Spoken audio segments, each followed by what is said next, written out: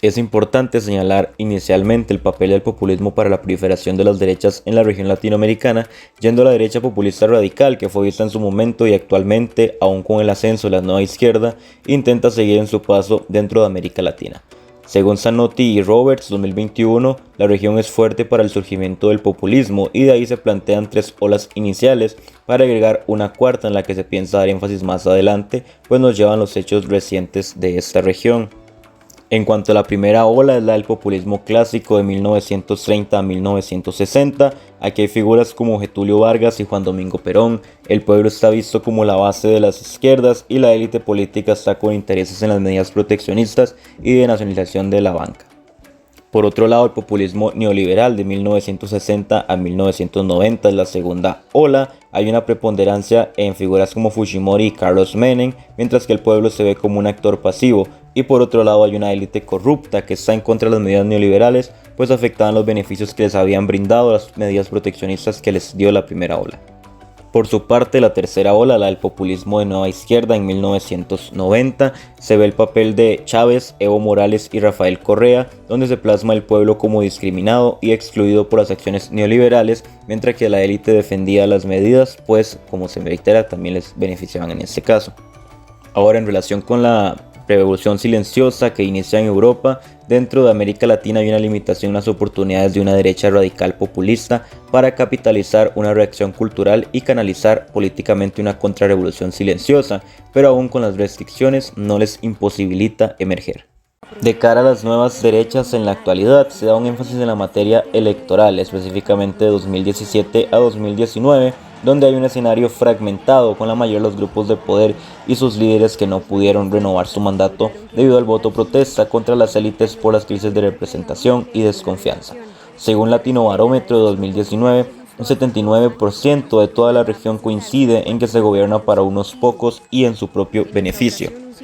Específicamente en el caso de Brasil con un 90% y México con un 88%, se ejemplifica la elección de figuras vistas como ajenas a lo tradicional, dando a América Latina como el caldo de cultivo para las nuevas derechas, o sea, actores emergentes que impactan el sistema con sus ideologías. De ahí que el mapa de las nuevas derechas sea elocuente con gobiernos que se dan por vías democráticas alimentadas por la incertidumbre, demanda y reclamos sociales. Pero esto pasa de lo electoral, ya que actores como Restauración Nacional en Costa Rica y el Partido Republicano en Chile llegan a impactar también de manera discursiva el sistema político. Es importante reconocer la distinción que existe en las derechas latinoamericanas según la perspectiva sociológica histórica, que precisamente les da ese carácter novedoso, como grupos, movimientos y partidos políticos que adoptan una posición contraria al giro a la izquierda en Latinoamérica, a las que se les ha dado este nombre de nuevas derechas. En este sentido, es que se da una comprensión de las derechas que indica que su posición va a variar de acuerdo al momento histórico y en relación al contenido de las posiciones contrarias a ellas. En general, a las derechas se les ha asignado un sentido en su contenido, por caracterizarse por el desprecio por la democracia representativa y de acuerdo con su manera de manifestarse en la actualidad, generan un contraste. Principalmente de su momento en los años 70, cuando se basaban en el autoritarismo e incluso en el terrorismo de Estado. Así, las nuevas derechas resaltan el clima de una época donde se manifiestan determinados escenarios y dificultades en función de su oposición, como las izquierdas, cuando se encuentran en el poder, donde pueden adquirir una tendencia tanto moderada como extrema. En ambos casos, los grupos de derecha pueden mantener relación con la Iglesia Católica, con iglesias evangélicas y con las Fuerzas Armadas, pero en el caso extremo también se apoya de la forma de violencia política e ilegal. Este se ve reflejado en los años 80, donde las derechas se ven acompañadas de la democracia representativa con un aire instrumental, con fines de redemocratización. Así, ya se clasificaba en términos de nuevas derechas, en oposición a las actitudes antidemocráticas de las derechas en años anteriores. En los años 90, tal carácter instrumental de la democracia se ligaba a la totalización del mercado, el control de los medios de comunicación, de una democracia basada en el diálogo utópicamente, a un consenso totalmente armónico. Para inicios del siglo XXI ya se percibe una corriente de los movimientos pro familia y pro vida. En esta línea también resulta relevante revisar la percepción de las nuevas derechas, considerar la clasificación de la derecha en el gobierno y la derecha en la oposición, puesto que estas transformaciones en las derechas en relación a la democracia y el Estado se basa en la posición de las mismas según la oposición, ya sea en la forma de oposición no electoral o en la vertiente de oposición articulada en un partido político. En cuanto a esto, es necesario resaltar el punto en común, tanto en la forma, oposición electoral o articulada con un partido político, en que se presentan y su intensidad, moderada o extrema. Actualmente, lo que adhiere estas posiciones es la necesidad de enfrentar y derrotar a fuerzas políticas de izquierda y centroizquierda en sus diferentes tendencias. El hecho de que ahora las derechas se presenten con la idea de la inclusión es lo que les da ese carácter novedoso y les lleva, por consiguiente, a la disputa por el poder como la oposición de las izquierdas, para una reivindicación de la democracia política que no es nueva. Sus agendas se enfocan en cuestiones relacionadas a la mano dura contra la inseguridad, una presentación discursiva con fundamentos post-ideológicos y un criterio sobre problemas de la gente. En este caso, se vincula a la estabilidad-seguridad como respuesta a las situaciones de desintegración social y familiar de fines del siglo XX, basado en un cosmos sagrado, estable y ordenado, con relaciones jerárquicas, tanto en las familias como en las comunidades. Cuestiones como el derecho a familias homoparentales y la despenalización del aborto son percibidas como peligro para la familia tradicional, por lo que recurren a movimientos pro vida y pro familia. Las nuevas derechas, a pesar de que cuentan con un público general afín a sus postulados, también han sido apoyadas por propuestas ideológicas que son difundidas por algunas figuras que han conseguido renombre y además se definen como oposición directa a lo que no sea acorde a su línea de pensamiento. El primer ejemplo se ubica en Argentina, país de origen del politólogo y filósofo Agustín Laje, quien actualmente promueve ideologías de la nueva derecha por medio de producción literaria, conferencias y otros. Sus ideas se basan principalmente en criticar y desacreditar las corrientes de izquierda por medio de lo que él llama una batalla cultural, ya que para él la cultura es una forma de ver la realidad y sus múltiples expresiones, desde lo artístico hasta lo académico, son parte de la construcción de esas nuevas derechas que incluyen el capital y lo cultural. Además, las ideas que expone se enmarcan en la defensa del modelo de familia tradicional, en contra del aborto, feminismo e identidades de género. La influencia de Laje se ha expandido por América Latina, dando conferencias en varios países, pero además se ha presentado en Estados Unidos y España. Otro caso de Argentina es el economista y docente Javier Milei, quien además es una figura política, desempeñándose actualmente como diputado. Milei ha declarado abiertamente que su agenda va en contra de todo lo que sea socialismo o comunismo. Se define como libertario y no acepta que le llamen de extrema derecha. Se ha posicionado en contra de temas de derechos humanos, tales como el rechazo al aborto, aunque se trate de casos de violación. Sobre estas temáticas, asegura Milei, tiene una afinidad casi natural con figuras como Bolsonaro o Trump. Milei además ejerce dinámicas populistas, tales como el sorteo de su salario de diputado. Sus declaraciones son contundentes y se posiciona como defensor de la propiedad privada, la libertad y la vida. Define al Estado como enemigo, con argumentos en contra de los impuestos, se opone al matrimonio igualitario, la homosexualidad y defiende el derecho a portar y utilizar armas, entre otras expresiones. En Chile, una figura es Axel Kaiser, escritor, abogado, filósofo de pensamiento liberal. Como los anteriores, también se opone al socialismo y comunismo.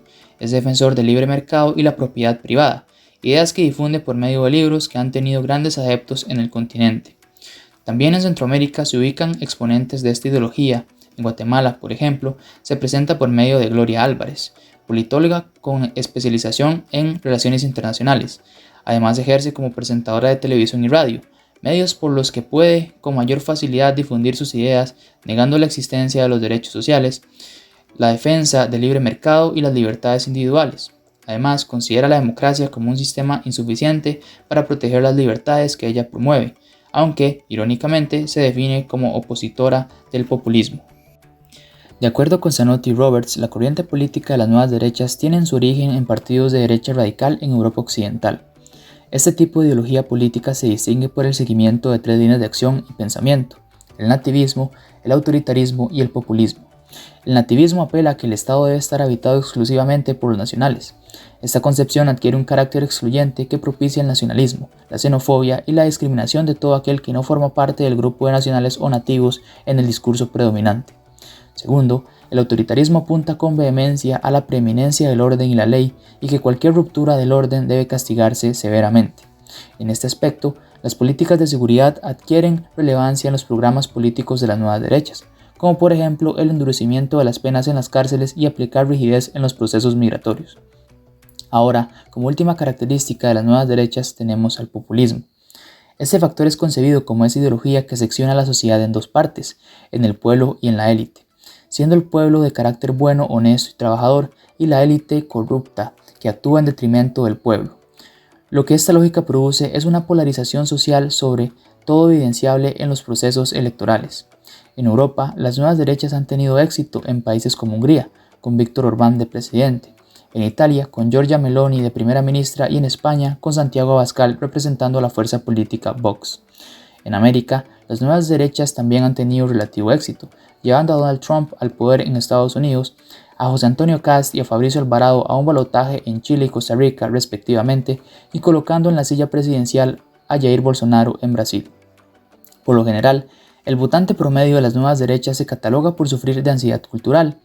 Ese término se puede explicar por un fuerte rechazo al globalismo, al multiculturalismo, a las instituciones supranacionales y por último se distingue por percibir una amenaza sobre los valores tradicionales de la sociedad, por ejemplo la religión, el concepto de familia y el orden social. Es por eso que vemos que estas nuevas derechas se adscriben a movimientos pro vida en contra del aborto y pro familia en contra de las relaciones entre personas del mismo sexo. A continuación, y desprendido de lo anterior, en este video analizaremos el ascenso al poder de Jair Bolsonaro en Brasil y las características de su discurso como presidente, tomando en cuenta los tres factores que distinguen a las nuevas derechas: el nativismo, el autoritarismo y populismo. Jair Bolsonaro llega al poder a partir de una polarización política muy intensa que involucraba a los partidos más grandes del Brasil, al Partido de los Trabajadores PT y al Partido de la Socialdemocracia Brasileña. Su discurso se representa por un carácter racista, machista y homofóbico, y supo aprovechar esta polarización política para posicionar su proyecto político. Como parte del nativismo, en su discurso, Bolsonaro ha reproducido un imaginario donde las personas afrodescendientes y los pueblos indígenas no caben en la categoría de nativos nacionales. Por ejemplo, en el año 2020, el presidente hacía referencia a las personas indígenas de la siguiente manera: el indio ha cambiado, está evolucionando y convirtiéndose cada vez más en un ser humano como nosotros. Lo que queremos es integrarlo a la sociedad para que pueda ser dueño de su tierra. Con esta frase, Bolsonaro demuestra que en su concepto de la persona nacional brasileña, el indígena no forma parte y es visto como un extranjero que no comparte los valores y la visión del pueblo. Como parte del autoritarismo, en 2017, Jair Bolsonaro en un mitin pronunció lo siguiente: Dios encima de todos. No existe esa historia de Estado laico, no. El Estado es cristiano y quien esté en contra, que se mude. Las minorías tienen que plegarse a las mayorías. Con esto demuestra afinidad por las formas autoritarias de ejercer el poder y también alude a la preservación del orden establecido por sobre todo lo demás. Por último, como parte del populismo en su discurso, durante un debate presidencial en Brasil para las elecciones del presente año, 2022, Bolsonaro acusó a su principal contrincante, Lula da Silva, de mentiroso y exconvicto, y además añadió que en su gobierno no hubo corrupción. Bolsonaro ha sabido utilizar su discurso para posicionar a Lula da Silva y al PT como esa élite que trabaja en contra del beneficio del pueblo brasileño, y de esa manera crear un ambiente de polarización en Brasil donde él se coloca como el salvador de la sociedad de dicho país.